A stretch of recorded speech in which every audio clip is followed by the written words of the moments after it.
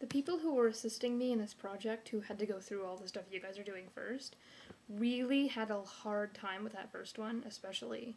One of my assistants took him like 4 days to get his list, mostly because he was lazy and had to watch NASCAR or something. But, that's okay. He got it done.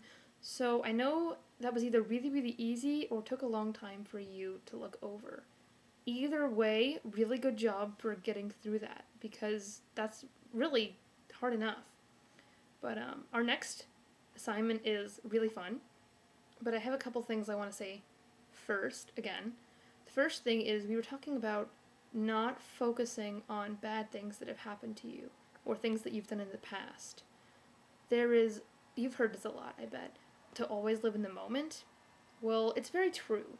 Try not to live in the past and not to dwell on what you've done wrong in your life, because then you're just going to keep focusing on that and you're never going to get beyond and realize that there are things outside of a little I'm such a horrible person bubble.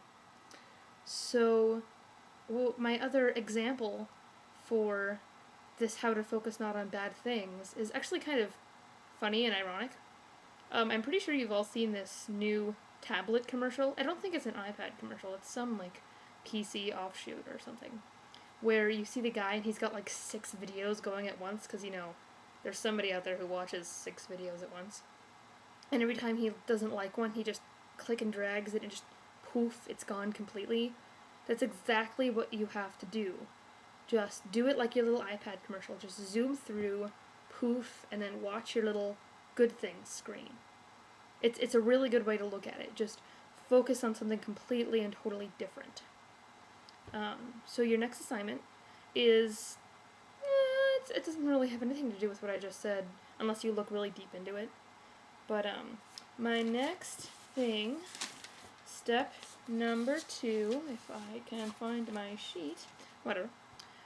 Step number 2 is to come up with your favorite five fictional characters from anywhere, as long as they can't be characters you made up, they have to be characters other people made up. Like, published characters usually work best, but whatever. And figure out why you like them so much. Again, as an example, I'm going to read my list, just because, I already went through all this. So my top 5 fictional characters. Number 1 is Princess Mia, from the books, not the movies, really. Because she's very real with herself, and she does her best not only as an advocate, but as a real volunteer. Number 2 is Jonathan Livingston Seagull, which is a character from a children's book that I absolutely love. I really, really recommend it to everybody. It's a very quick read, and it really says a lot about life. And it's because despite the other seagulls telling him he couldn't fly higher and faster, he does it anyways and kind of proves them all wrong.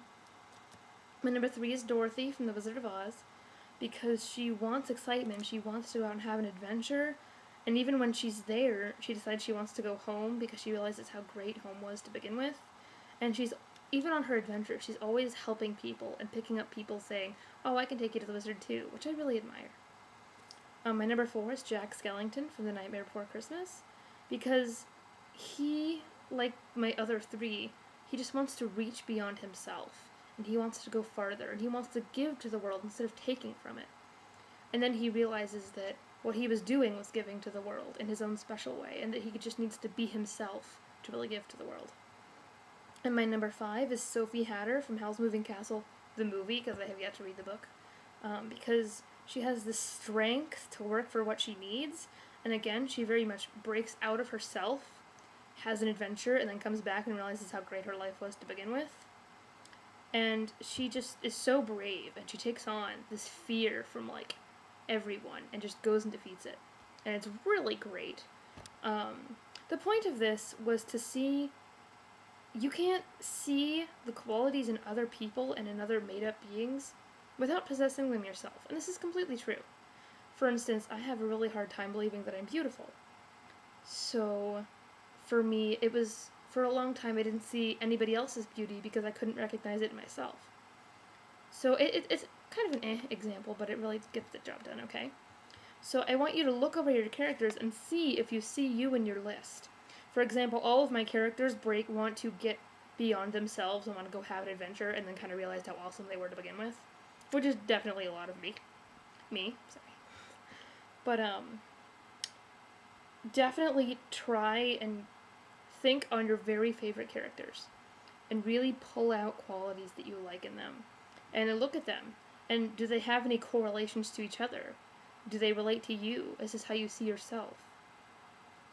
Really go on this one. You can do more than 5. 5 is the recommended. So go ahead.